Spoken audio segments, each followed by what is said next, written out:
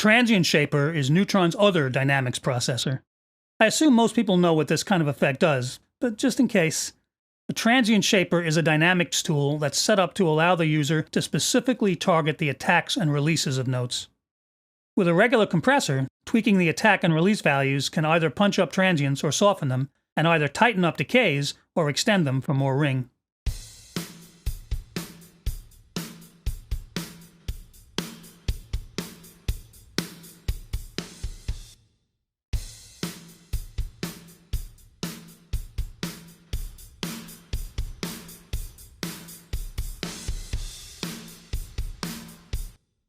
But this control is based on the other compression settings, and it can be fairly tweaky to dial up exactly the effect you might be looking for. A Transient Shaper, especially this Transient Shaper, makes that easy, with dedicated controls for emphasizing or de-emphasizing attack and release, which is labeled sustain here to point up its musical functionality. Transient Shaper can be a very useful tool for adjusting the snap and boom of various drums, as well as of an entire kit.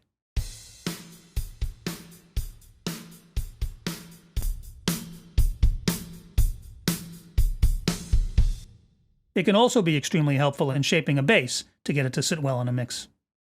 Increasing the attack can add some needed thump, and in some cases even coax more of a pick bass sound from a fingered part, and vice versa.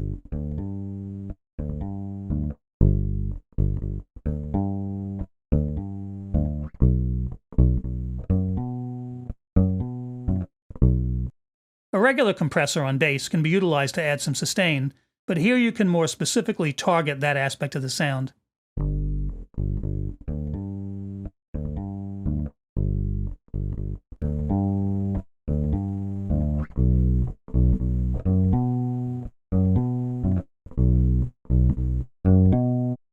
And if the bass is too boomy, taking up too much of the bottom end of the mix, as an alternative to dynamic EQ, you could shorten the note decays, giving the part a tighter overall feel, as if the player had dampened the strings more effectively.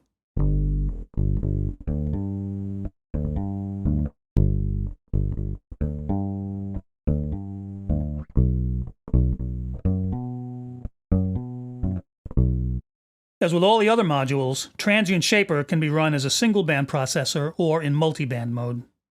Once again, you can enable up to 3 bands. The B button bypasses a band, letting you process the rest of the frequency range, but leaving that area alone.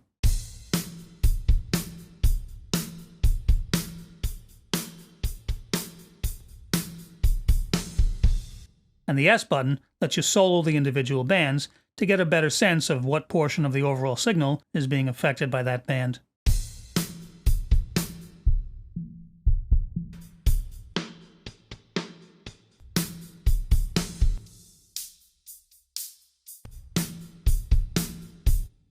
Like in the compressor's multiband mode, you can set the crossover points by dragging in the display, and you have the same histogram above showing when and how much effect is being applied in real time.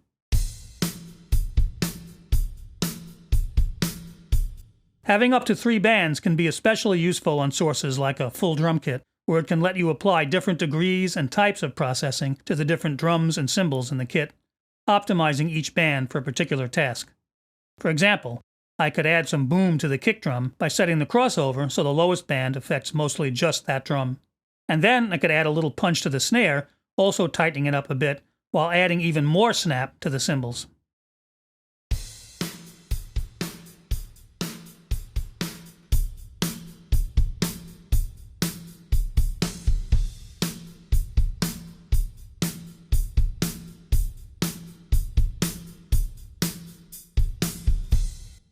To help shape the attacks and releases more effectively, the Transient Shaper has 3 curves available for each band.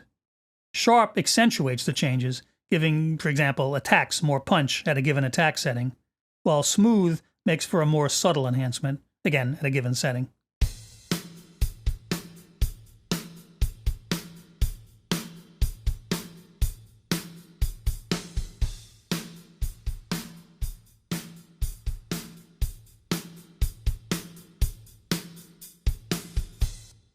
Finally, up top, there are 3 global algorithms for the module, which affect the response along similar lines.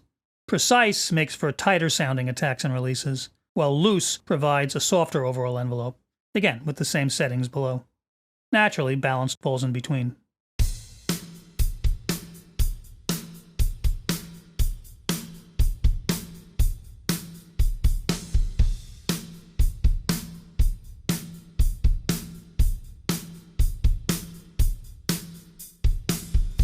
It might be useful to make the specific settings at the bottom with balanced selected up top. Then you could try precise or loose to see how the effect you've dialed up sounds with subtle differences in both punch and boom going in either direction. Next up, the exciter.